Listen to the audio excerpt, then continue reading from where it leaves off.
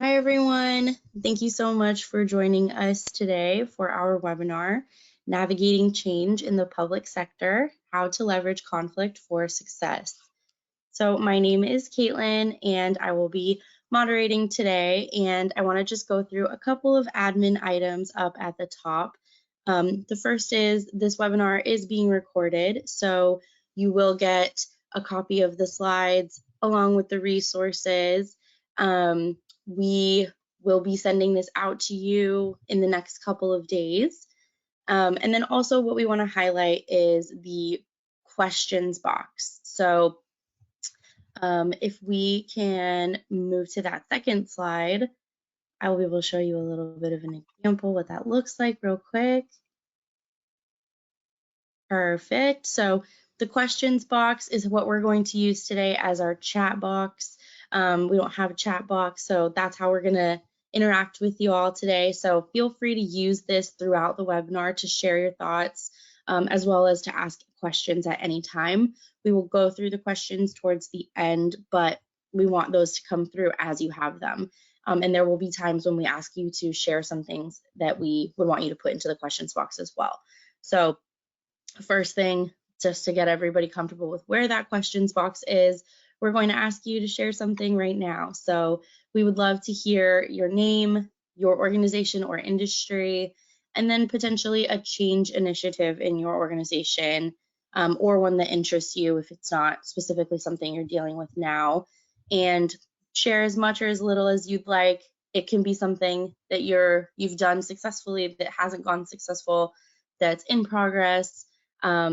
You do not have to give us all of the information about where you work or what you do, but we do want to just get a little bit of an overview of who's joining us today. So I will give you a minute to enter some of that into the questions box, and read off a few so we know who's here. So I'll give you just a couple minutes to do that.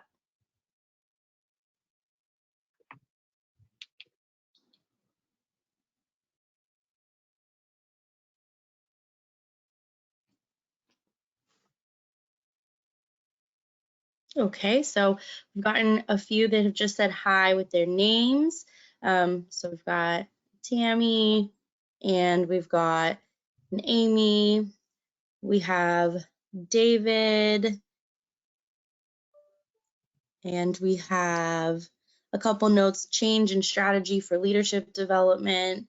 A couple others, Jasmine is given her name. So yeah, thank you so much everyone for popping those in there. We just like to get an idea of who's joining and make sure you can find that questions box before we get rolling.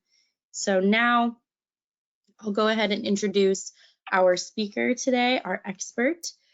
So Gail is on video right now, you can see, and Gail is an educator, author, consultant, an executive coach, an expert in conflict management, and she specializes in communication, building collaborative capacity and team development.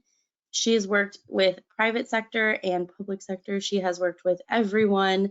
You can see a list of some, this is just some of her experience. So we are so grateful to have her to talk us through some of these topics today. She's published more than 60 academic articles, chapters, and technical reports, and she is the co-author of our newest TKI team report. So I will go ahead and hand it over to you, Gail, to take us from here. Okay, great. Thank you very much. And I think what we're going to do, I'm so happy to have everybody here. I've been really having a good time putting this webinar together, so excited to share it with everyone. And and I particularly like to get your input as we go along, and insights, that you might have as we're talking about this. So that'd be great. And to kick it off, I'm going to have Caitlin's going to launch a little poll here. I'm going to turn my camera off, and then we'll see, for those of you, what your experience might be with the TKI, the Thomas Kilmann conflict assessment. I think some of you probably used it, maybe some of you haven't, but you can show us in the poll. So Caitlin, take it away. Yep, it is open right now, so you should see that on your screens, and I will let this stay open for a couple more seconds just so we can get majority of people voting here. Probably like 5 more seconds, really. Everyone's voting pretty quickly, which I appreciate. So I will go ahead and close this now and share the results. So it looks like we have pretty good chunks. About 75% have never used the TKI. 15% have used it infrequently, and 5% have used it with individuals and teams. So pretty spread across the board. Great. Okay, thanks, Caitlin. Yeah, that gives me a sense of, as I'm working through the conflict piece of this, of how much I need to make sure we're all on the same page about that. So that's really helpful. Thank you so much. Okay, so let's see. This is kind of just an overview of the agenda that I'm going to cover for today. So we're going to first talk just about organizational change in the public sector in general. Then I'm going to go over some conflict basics, and based on the information you just gave me, that'll help me with that. Then I want to combine the two and talk about how does conflict show up in the change process. And then I'll end it with tips for leveraging conflict for change. That's where we'll progress, and then we'll of course have a question and answer, and again looking for your insights when we get to the finish. So to start off, I just want to talk about what's different about the public sector in general. So I found this report from McKinsey I thought was interesting, and it was from a panel, interviews with a panel of HQEs. Some of you may be familiar with that, highly qualified experts. I know I worked with some when I worked for the Navy, and they're basically people who are experts in their fields and have been hired by the public sector to bring some of that knowledge, expertise to them. So they had a panel, and they asked them, what do you see as different about working in the public sector versus when you worked in the private sector? And here are a number of different things that they talked about. And I'm sure all of you, at least most everybody there in the public sector, can relate to the things that are here. In fact, what we just experienced, the possibility of a federal shutdown, right? So I know at the Naval Postgraduate School, where I worked for 30 plus years, everybody's kind of on edge about, are we going to close or not? And then what's interesting is that the students actually are supposed to keep going to school because they're military officers, but the faculty, for the most part, aren't allowed to work. So that's an interesting combination that happens at the Naval Postgraduate School when these shutdowns occur. So, and what's important about this is, one, obviously, all of the aspects that are different, but the other is that when we are thinking about organizational change, we have to work in this context, which is quite different than the public sector. So that's what makes it kind of unique, and I would argue sometimes challenging of what we have to do in addition to what other people do, constraints that we have. Okay, next, I want to talk about kind of the root causes, like what is it that is driving the force for change in the public sector. And here's a kind of typical list of things that we might see. I know, again, I'm going to speak a lot from my experience in the Navy, although I've worked with a lot of other agencies, and I know for the Navy, all of these are pretty much evident in the work that I did over the many years.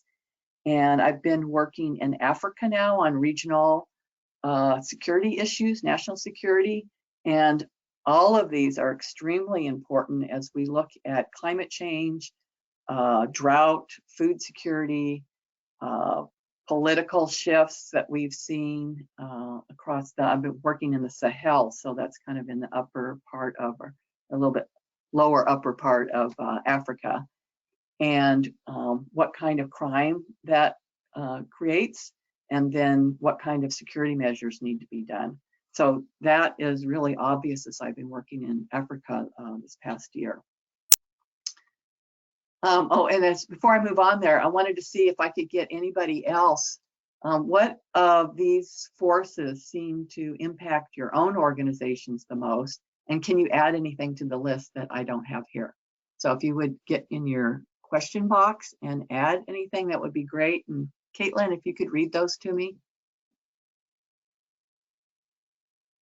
Yes, I will do that. 1 second. We'll just give people a couple seconds to type on in.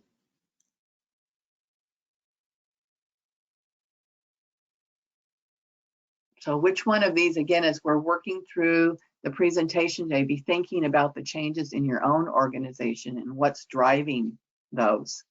What kind of forces are driving those changes?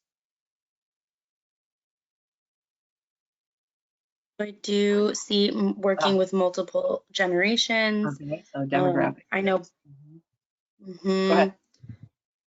budgeting is definitely one. Full-throated opponents of change Okay. there. Mhm. Changing needs and expectations of citizens. And budget again. Trends in how employees want to work today. Okay, good.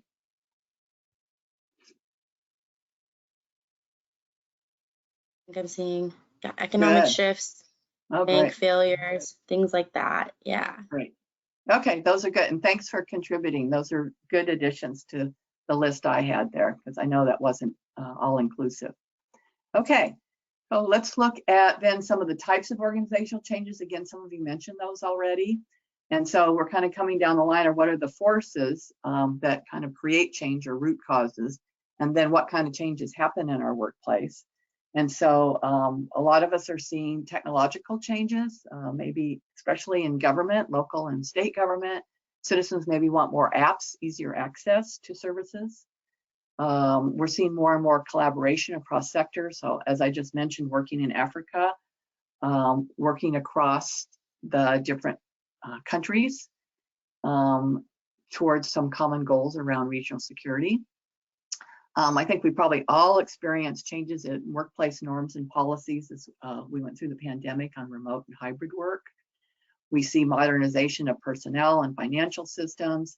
You know, as a result of a lot of these technological changes and other kinds of changes, hiring, reskilling, and upskilling is important, even in the government. And then the one I thought was most interesting as I was creating my list was the growing need for innovation and creativity. And I'm not sure, but I don't think 20 years ago, I might have thought about that being on the list working in government, but I would argue now that it's extremely important. And again, there's a tension there between the bureaucratic processes we often have in government and the things I talked about earlier, and the need for innovation and creativity. So that's an added challenge that many of us have. And I thought I'd give you a couple of quick examples again from the Navy experience I have, having worked with them, as the climate change in technology. There's, you know, as the Arctic poles are, Arctic pole is ice caps are melting. There's work going on with, has been for a long time with the Coast Guard, now with the Navy around unmanned underwater vehicles. So it uses the technology. It's important for different transit that's happening now there, and then obviously has huge national security implications. So Russia, China, other countries are, you know, doing work in the Arctic kind of competitively for the resources that are available there, and for, like I said, for security reasons. Another example I always like to share is I live in Monterey, California, is where the Naval Postgraduate School is. And the Defense Language Institute, those of you who may be in the armed services probably know about it, or not. There's a lot of people who've been through the school, and they teach languages to armed service members who are going to need language skills in their jobs. And so when I moved here in 1989, there were 200 Russian instructors there because they were teaching a lot of Russian. And over the years, that kind of waned and there weren't as many. There was a rise in more Middle Eastern languages, Arabic, different types of languages. And then today, I happened to look on the recruiting board for DLI, and they are recruiting for Russian and Chinese, which is no surprise. So it's really interesting to watch what's getting taught at DLI and how it reflects what's going on in the rest of the world. So those are some interesting examples of things that happen and change in the world based on those forces. So again, any other kind of changes, and some of you mentioned a few already, changes that are happening as a result of forces that you are seeing in the public sector or in your own organization. So if you want to add anything in your list there in the question box about changes that you're seeing.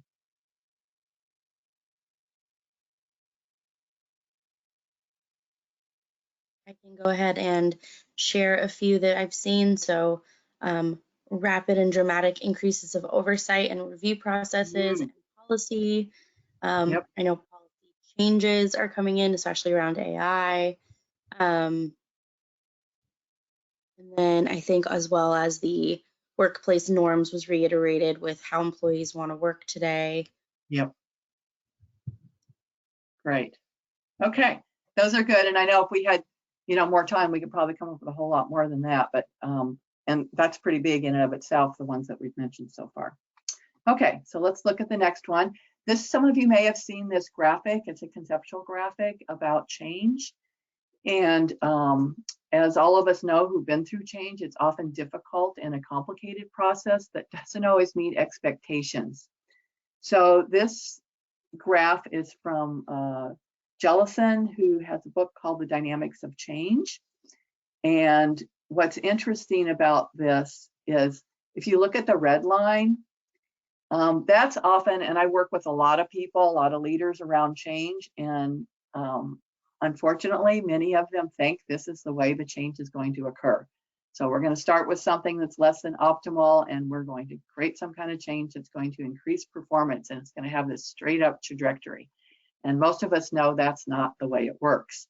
So instead, Jellison talks about this J curve, where we'll often experience some drop in performance before we might see the acceleration to get where we want to go.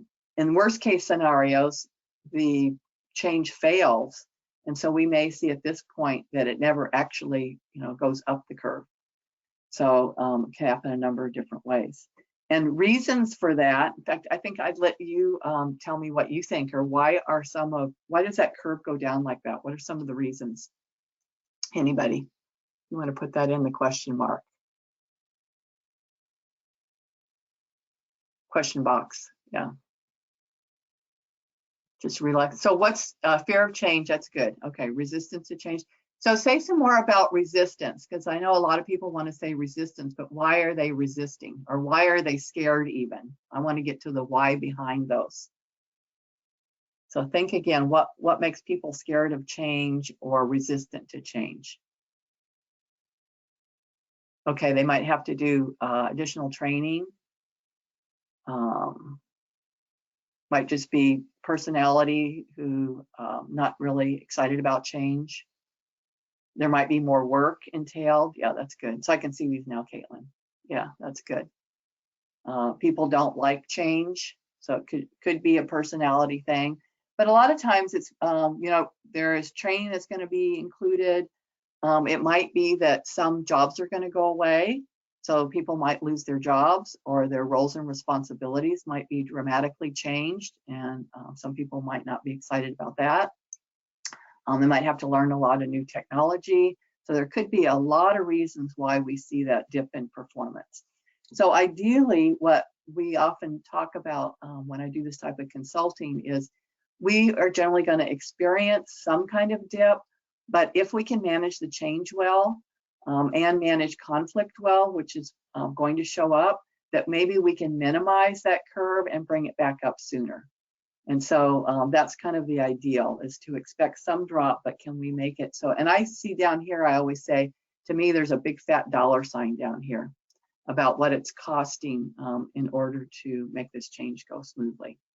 So that's a good way to think about the change. And if you want more information about that, I've included the name of that book and the resources in the back. Okay, so next then, for changes that don't go well, and I'm gonna guess all of you have seen that before. I know I've seen many, many, many of those. This is generally the consequence of poorly managed change. So I've got a whole list here. And again, I'm going to ask you, what are some other either things that pop out to you the most, or other things you'd like to add to this list? So if you could put that in the question box for me.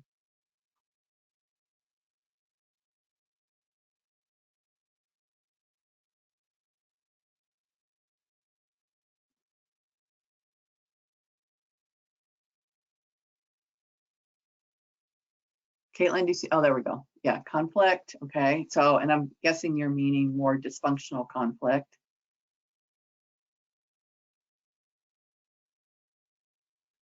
Loss of revenue, good. Interpersonal, yes, good, thanks. Anything else? Performers complaining, Oh, lack of engagement, that's a good one. Gossip, trust, oh yeah, loss of trust. Those are excellent, really, really good. Okay. Okay. If anybody want to add any more later, that's good, but that's a really good list.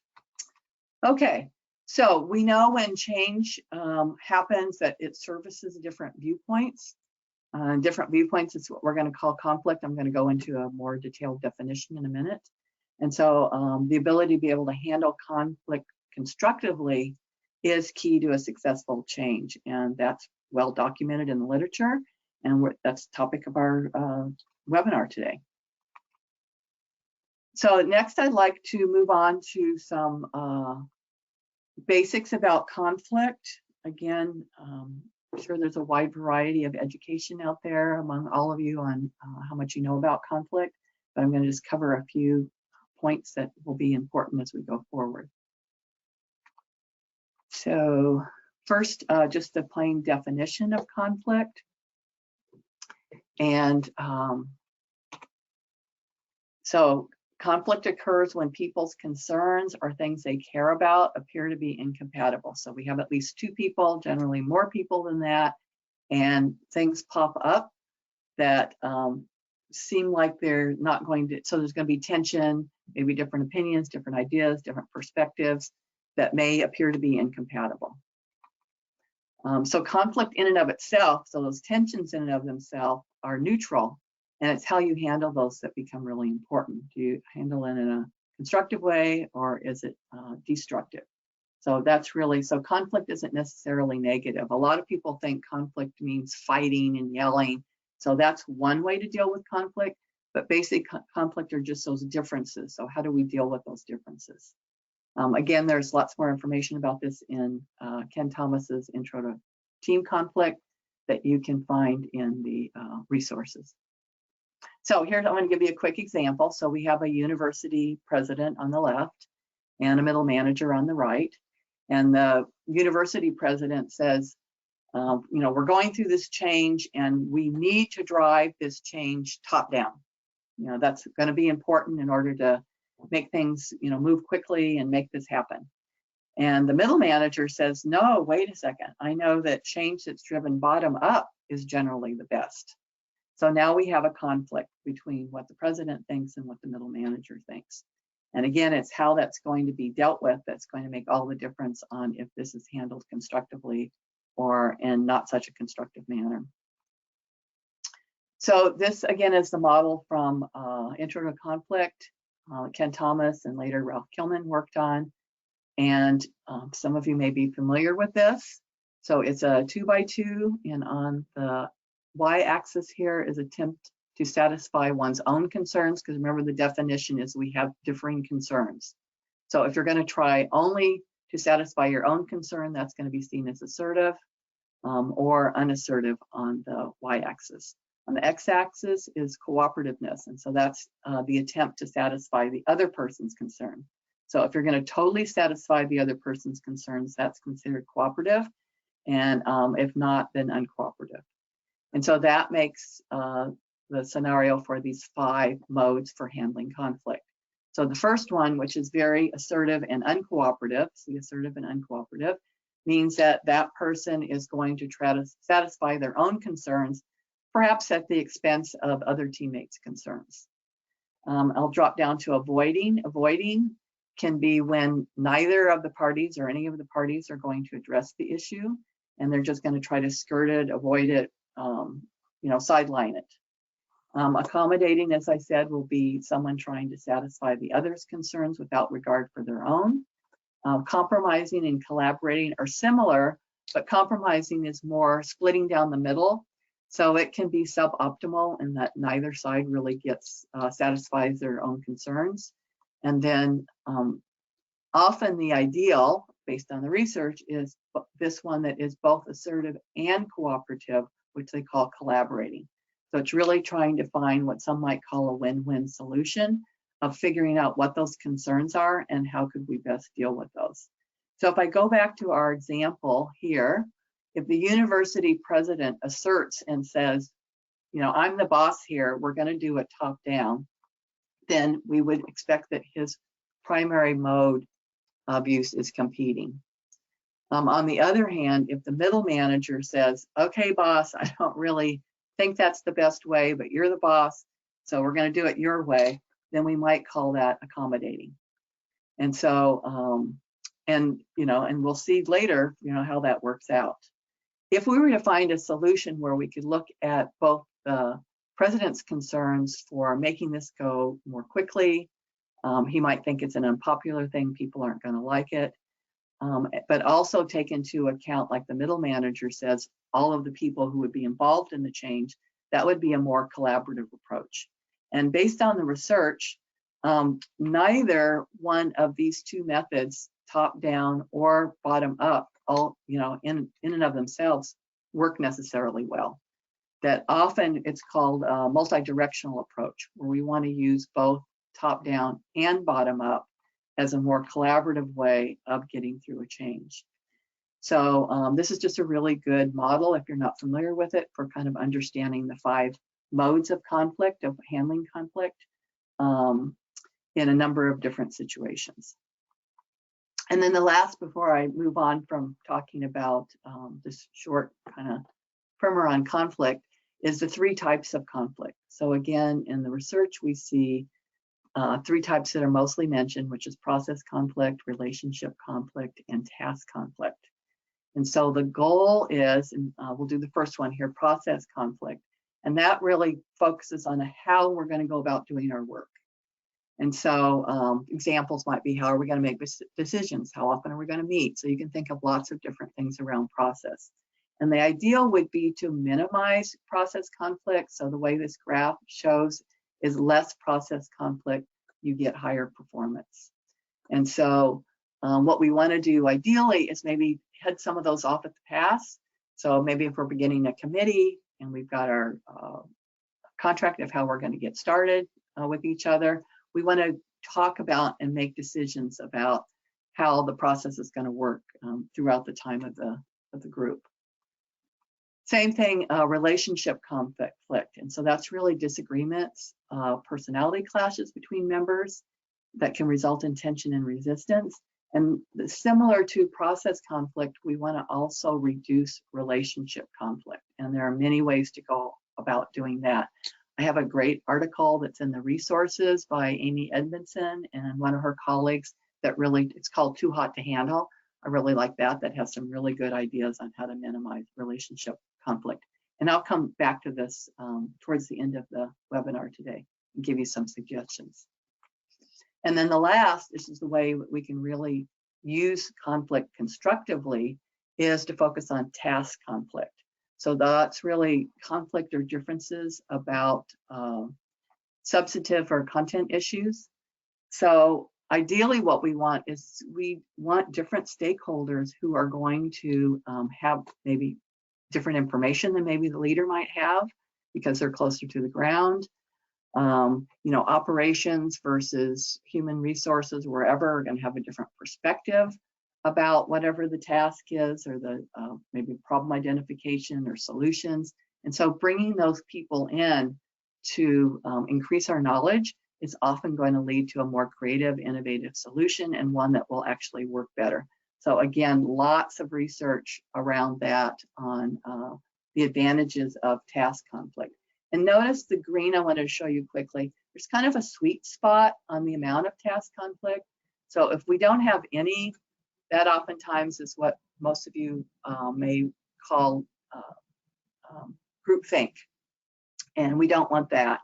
Instead, and we don't want really high level of conflict. So there's kind of a sweet spot. And there's actually research that shows like when it is in the whole process that you want to have more task conflict. So again, that's going to be in the resources if you want to get further information about that. Okay, so next one I want to look at, we've looked at conflict, or we looked at organizational change, and we looked at conflict. Now I want to combine the two and kind of show the 5 stages of conflict. And I'm going to use Naval Postgraduate School as an example because they are in the midst of a very large transformational change.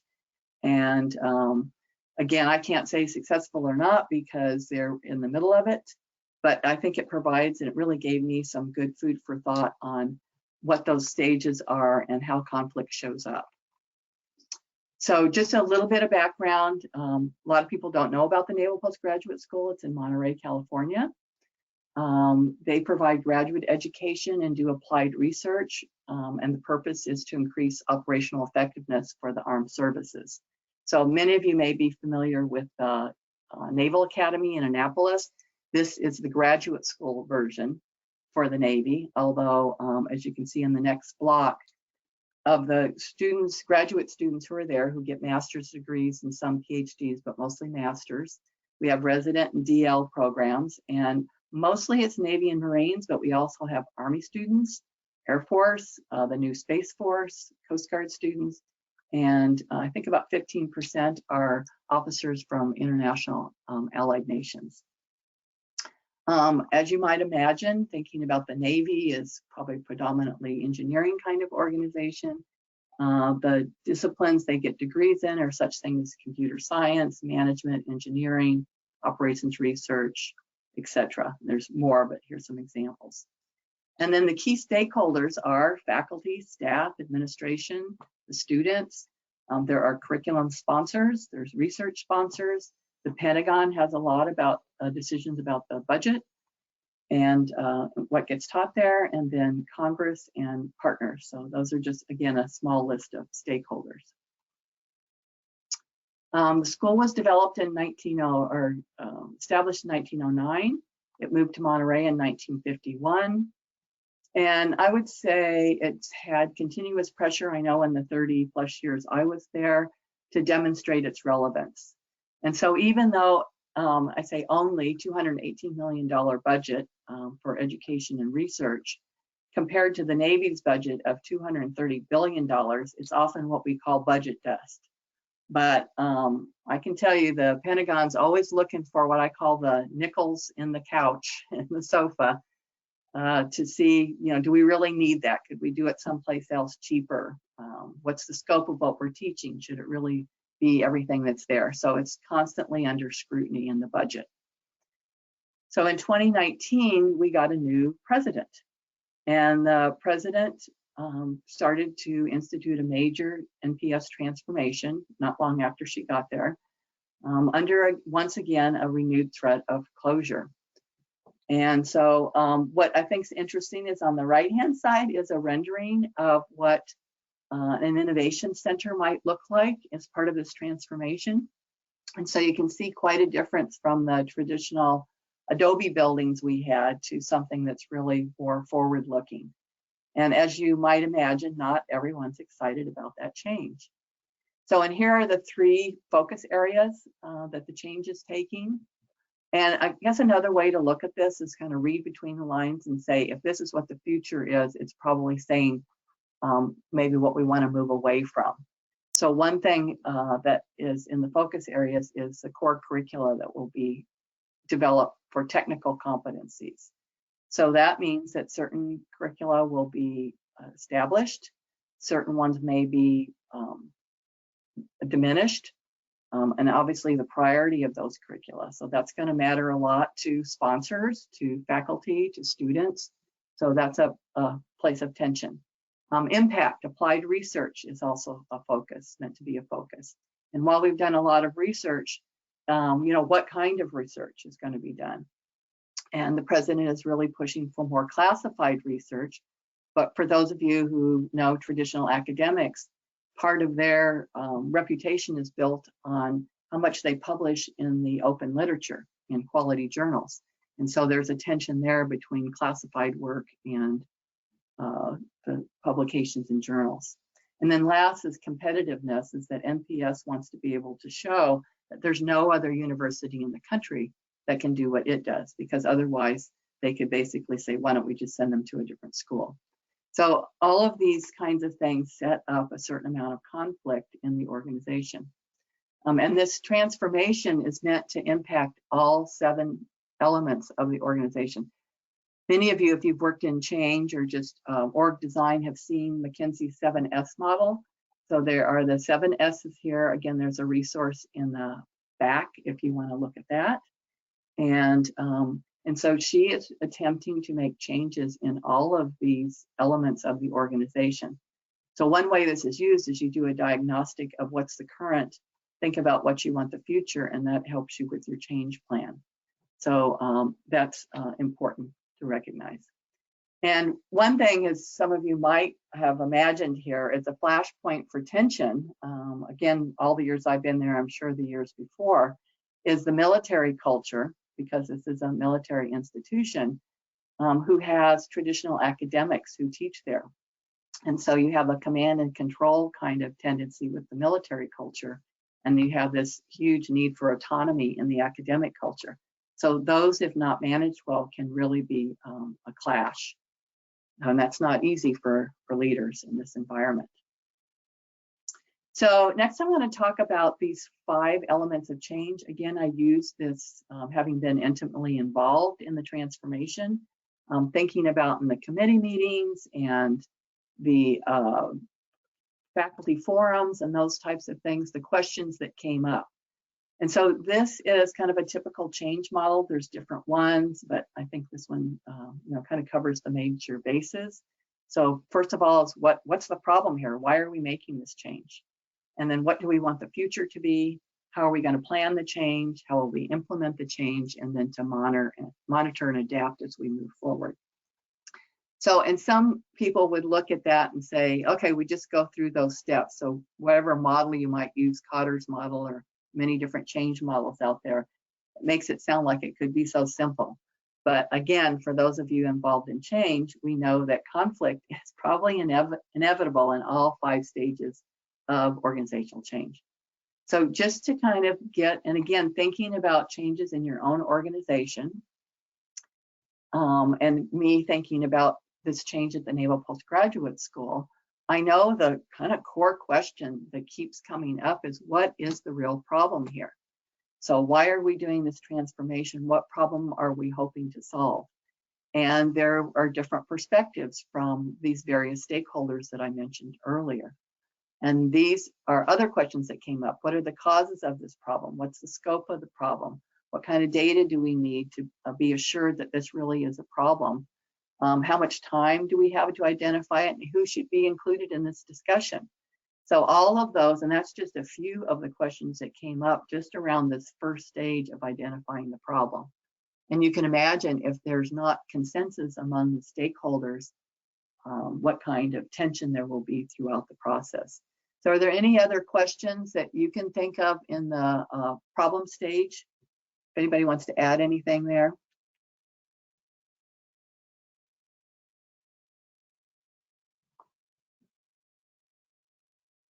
Or maybe, which one of these might have come up for you in the changes that you have in your own organization?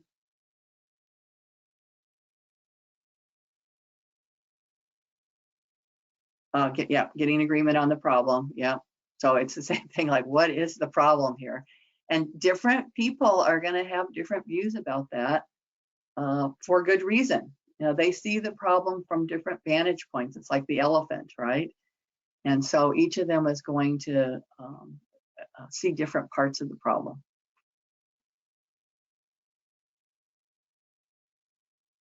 Okay, so I'll let you keep thinking about that, and I'm going to move on to the other ones here for the sake of time. And I just thought I'd mention, what's been interesting for me in all the years I've been at the school is this keeps coming back to this question: what really is the role of the Naval Postgraduate School? And what's the relationship between graduate education and military operations? So that question is asked and answered in many different ways that causes change over the years. Okay, so the second step, the desired future state. So these are questions that came up, and I'm sure they come up for you too in your organization. So what is the desired future state? Again, stakeholders aren't going to agree on that. What future are we planning for? How will the environment change? Not everyone's going to agree. What's the world going to look like 5 or 10 years from now? We can do scenario planning and get a number of different perspectives. Who are our stakeholders going to be? Are they going to change? What's technology going to look like? And of course, what's near and dear to a lot of people's hearts are what programs and degrees are we going to offer? So that becomes also contested among multiple stakeholders. So, and basically what I'm trying to show you here is through each of these stages, there is conflict. There's conflict in different perspectives on each one of these stages. And so how that gets managed is key to the successful change. So in the planning of the change, so we've been through the identification of the problem, we're looking at the future, now we got to start planning. So I broke these into two. Again, these are all things we had to kind of wrestle with in the NPS transformation, is how are we going to organize the planning? So who will be involved in it?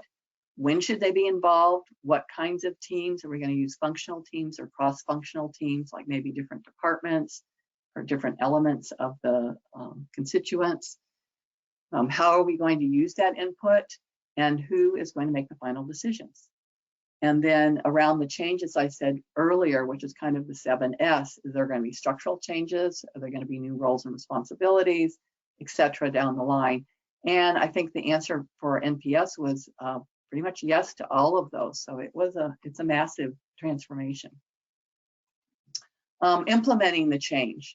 So then as you go forward implementing, you want to be able to think about the psychology of change. So many of you mentioned the resistance or pushback that you might get.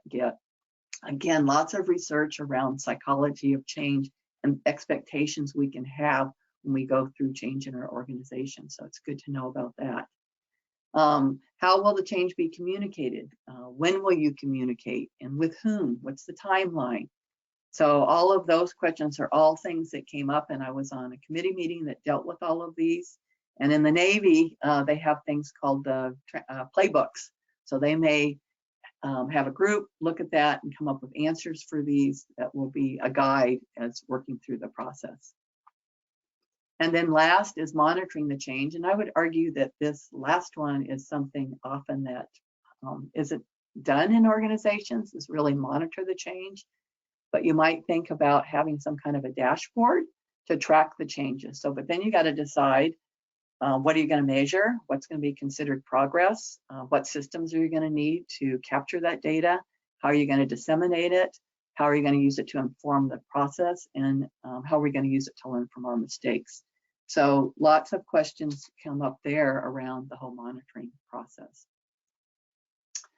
Okay, so again, kind of just showing how conflict shows up in the various stages of change. And while I gave you a Naval Postgraduate School example, having worked changes in many, many different public sector organizations, this is quite common. So tips for leveraging conflict for change. So now that we've kind of seen where it comes up, what do we learn that will help us manage this in a more effective way? So I've got 6 steps that I'm going to run through quickly here. And the first one is about evidence-based change principles. So I'm going to always push for, having been an academic, looking for the evidence of change principles. There's an excellent article by Denise Rousseau and colleague about the kind of 7 most popular change models. She does a comparison to see how they're similar and different, and then does a very systematic going through the literature saying which ones are actually supported in social science and which ones really are more anecdotal.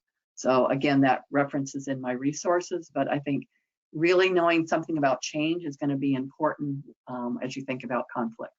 And then also these other items of conflict that I'm going to talk more about in a minute, and then the importance of collaboration skills. So first, evidence-based change processes. These are just, again, quick overview of things that she talks about is the importance of having agreed upon goals. That provides the motivation and direction for the change. Being able to formulate and communicate the change vision often, which will energize and focus the attention. Promote fairness for equity, create transition structures and get feedback and redesign as needed, because this is going to be a fluid kind of process, even though we might have kind of a set goal. So understanding that is key, I think, to any of using conflict effectively. Next is really knowing more about conflict, and it seems like there are a lot of people not familiar with the TKI, so this is offered through Myers-Briggs, and it's called the Thomas Kelman Profile and Interpretive Report for Conflict. And basically, what an individual does is answer 30 A/B statements on which kinds of behavior they more prefer when they deal with a situation in which there is differences of opinions. And based on how you answer that, you get a profile. So quickly, this particular person answered enough of those that they were in the 87th percentile for competing. So that's considered high. Anything over a 75th percentile is considered high. So that person may possibly be overusing that competing mode. So one thing I wanted to mention, of those 5 modes I mentioned earlier, those modes are all good. And the ideal is to be able to understand and use all those modes. But when you use that, which I'm going to talk about in just a few minutes, is going to be important. So these profiles help you better understand, get a literacy for conflict, and knowing where it is your tendencies are to overuse or underuse. So in this case, this person is possibly underusing accommodating at 2 percentile. And then you can see the other modes here. So relatively high on collaborating, medium on compromising, and kind of medium low on avoiding. So, and unlike, it's not a personality assessment, it is more behaviors. And so you can change these with some knowledge. The other, which I was co-author on the team report that's available now, is not only do you get your individual assessment for those, because each person in the group would answer those same 30 questions, is that it also gives a group profile. So you can see that this group tends to accommodate more, tends to avoid, and then you can see the other modes here. And so for each of the reports, it kind of goes through, shows the profiles, and gives challenges and remedies for each of the particular modes, and can help a team kind of work through which types of conflict might be more beneficial for the work they're doing. So in this particular case, if most of the people many people are high on accommodating and avoiding, that might be a sign that they're not working as well as they could in groups as they manage conflict. So again, just some tools that can be helpful in understanding conflict as you go through change. The other I talked about earlier is being able to mitigate things like process conflict and interpersonal conflict. So these kind of show why we want to do that. As I said earlier, it promotes fairness, it can establish expectations and decrease the ambiguity. And how we can do that, and these are just a few, is to establish timelines, determine who's going to have input and how it's going to be used, and identify how decisions will get made. So that can really help mitigate conflict that's not very helpful in the process part of it. Okay. Caitlin, is there a question or just someone chiming in? Nope, no questions yet. So Okay. just as a reminder to everyone, go ahead and start submitting those questions so we have them at the end ready for Gail to answer. Great. Okay, and then so for interpersonal conflict, again, if we can minimize that, the reason why it's important, it'll keep you focused on the task and less on the tensions between people. It can help manage the negative emotions and attributions that can derail the change, and it can help build trust. So some ways to do that is know more about your emotional IQ, because that's highly related to this interpersonal piece. Set ground rules. I do that a lot with a colleague of mine, and we do a lot of executive teamwork. And there's often a lot of conflict that has derailed the team. So we start out by setting ground rules on how people are going to interact with each other. And they actually create those, and then we just help them create them and show them how to reinforce those. Treat others' concerns as legitimate, and learn to give and receive respectful feedback. give it and be able to take it. So again, those are just a few things. You'll see that there is a article, like I mentioned in the back, from that can give you a lot more specific suggestions for that. Okay, so fourth is this focus on tasks that we talked about earlier. So we actually want to invite diverse views and opinions, because we can use that to promote creativity and critical thinking. Because remember, if we don't have task conflict, we may fall into groupthink. And you know what I always say is, even competing, people may think that's the fast way through. Sooner or later, that conflict is going to raise its ugly head someplace. And so actually getting those issues and concerns out on the table sooner and being able to deal with those and to integrate those into the solutions can really help the change go faster at the end of the change versus at front when you think you can just kind of plow through it. So I always say, you know, do it now or do it later. And usually the do it later is pretty ugly. So often it's very good to invite diverse views and opinions at the start. But not just that, you also want to structure healthy debate to surface places where you can integrate and build innovative solutions, clarify roles and responsibilities. We want to be able to identify where it is we all agree and where are the points of contention and why that might be. And then we want to be able to extract and integrate those best ideas to be able to make a successful change. And again, I've worked in this area. It's well documented in the literature. So it's some really good suggestions for how to use conflict to maximize change efforts. And then, as I promised, I'm not going to go through all these, but there are specific places like when you want to use each of those modes and places where you probably don't want to. So I'm not going to read through all this. You can all get the slides later and kind of see when it might be beneficial. So just quick example, like avoiding, a lot of people would think avoiding is not a good thing, but if the emotions are too high, or maybe the issue's just not that important, it may be better to avoid. So people that I work with a lot of times who pride themselves on not avoiding anything, after we go through the session realize, you know, maybe avoiding is not that bad. There are places where that actually might be a good thing. So again, the lesson here is really know how to use each of those 5 modes, and there are functional and less functional ways of using those 5, and then knowing when to do that. And then last, kind of finishing up here, is about building your collaboration skills.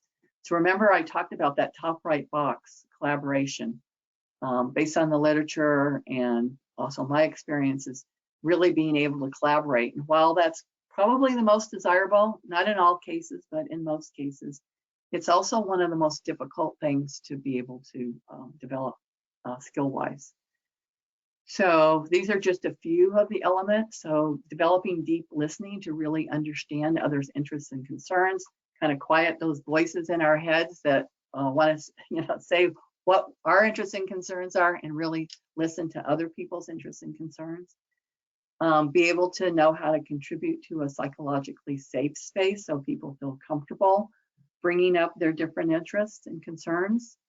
Know how to respectfully engage in a difficult conversation. Again, each of these is a skill set in and of itself. Know how to build strong relationship skills that will reduce that interpersonal conflict, and then know how to work with multiple points of view to think creatively and solve problems. So again, nice, easy bullets on a slide, but many of you know these are not easy skills to learn and to maintain. So, but those really will get you a long way. So last, I want to say what I'm hoping to do, or actually what I am doing, is creating another webinar on collaboration and communication, because that seemed like an area of interest in public sector. So I'll be working on that and have another webinar for you after the first of the year that will kind of continue and delve a little bit deeper into this whole topic. Okay, so that's all I have for you right now. What I'd love to get are some questions or maybe some insights you have having listened to this. And of course, I know you all have good experience in changes. So what comes up for you? either question or just comments. I'd love to have your comments.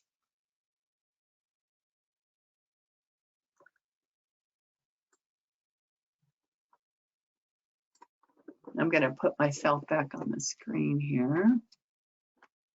And Gail, I don't know if you saw Ken put a comment in. No. So I can read that one out. Communicate top down, bottom up, and across, and be as completely transparent as possible, and stick to consistent goal and message. Great. Yep. Excellent. And again, easy to say, harder when you have a large organization to implement that. But yes, that's what we're looking for. Great comment. And there is another question on, do you have any tips on how to create that psychologically safe space to start having these conversations? Right. So again, that's probably a whole nother webinar, but yeah, to number one, kind of lay the ground rules to be able to do that, to not be judgmental when people are providing information that might be contrary to us and the rest of the group. There's actually a great resource on that. Amy Edmondson, again, I think just wrote a book about that. I will add that to the resources so that I have that there when the slides go out. But there are lots of ways that you can create psychologically safe spaces. But again, that has to be managed. And then people, and it actually has a lot to do with inclusion and diversity. So we want diverse ideas, and we want people to feel like it's okay to contribute those diverse ideas. But again, that needs to be managed in a way that makes it productive for the, the outcomes that we're looking for.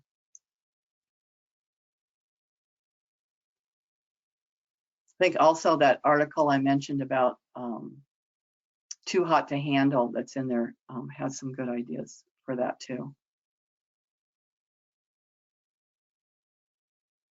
Okay, other questions or insights? I'd love to hear just what you're thinking from what you heard today.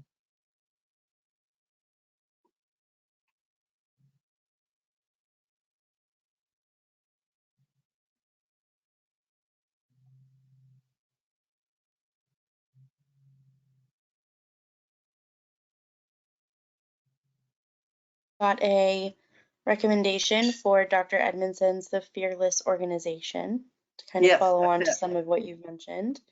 Thank you. Perfect. That's it. Couldn't think of it off the top of my head, but that's the book. The Fearless Organization. Okay. Someone said, I'm interested in, oh, go ahead. No, you go. Someone said, I'm interested in how to manage conflict at the employee level. Of the employee. So all of these tips are helpful that way. That's why I went through the basics of conflict, because the more you understand about managing conflict, actually when I teach, I talk about managing conflict with your subordinates, managing conflict with your peers, managing conflict with your boss. That seems to be a really popular topic, is handling conflict with your boss. So I really like teaching that one. And then of course, we're dealing with it at a national, regional level in Africa. So just with employees, if you're talking about your subordinates, right, many of the things that I talked about earlier will apply. So being clear on process, mitigate any kind of interpersonal conflict there might be, and really staying focused on the task can help with that. Great. And then we got another comment, sort of, and another question. So the comment is, I think it's difficult to adopt this model when conflict in the culture has been labeled as inappropriate behavior. Yes. Do you have anything to say about that? Yeah. So sometimes that takes a cultural change, and I've seen organizations kind of look at that. Sometimes it emanates from the executives that kind of model and send out messages, basically nonverbal or verbal messages, that conflict isn't appreciated here. And so actually the culture can either support or make it difficult to have healthy conflict. So that's another element that's really important, is understanding the culture. I did work with World Bank before for them kind of realizing that wasn't the way they were handling conflict so much, it was the kind of accommodating and avoiding that was being done instead of collaborating. And they realized that was a cultural issue at the time. And so the idea was really, how can we maybe change the culture in a way that more managers and employees feel like collaboration and get the skills to be able to do that. So that was more of a culture change for them. That's a great point. Thank you. What was the other one, Caitlin? Was there another one? Yeah, there's a question which will probably be our last question just for today. Okay. What if your boss fights against change? Ah, so that's the one on conflict with your boss. And same thing there. We're going to look at different ways. A lot of it has to do with trust and relationship, obviously, but there are tactics for managing conflict with your boss. Some of you, if you've been through negotiations training, some of those skill sets are helpful in learning this. So one is kind of figuring out what's behind. So a lot of times the position is, what do we want, this or that? So it was like the president and the manager. Instead, we want to get behind it and look at what are the concerns and interests that the person has, and why is it that person might not be favorable. And so if you can learn those kinds of things, often you can, because you've got your own interests and concerns, they have them. If you can get those out on the table and discuss those for a more open conversation, you may be able to get that win-win, that what your boss needs and what you need for a change effort. So that's a project I work on with Homeland Security and people coming up with proposals, innovative proposals, and then how to share that with your bosses and get support for those. So there's a whole nother method of doing that. So also these are great questions. Thank you. Definitely. And I'm sending fodder for a couple more webinars as well, which is exciting. So Great. I'm going to go ahead and wrap that up for today. So if you have any other questions, please feel free to email us. And just as a reminder, we will be sending out an email with a copy of the recording and the slides and some of the information that Gail has shared. So you can respond to that email with any other questions that come up as well, and we will be sure to get back to you. So thank you so much, everyone, for joining, and thank you so much, Gail, for presenting and sharing all of your expertise with us today. Thank you, Caitlin. Awesome. Okay, well, have a great rest of your day, everyone. Bye. Thanks. Bye-bye.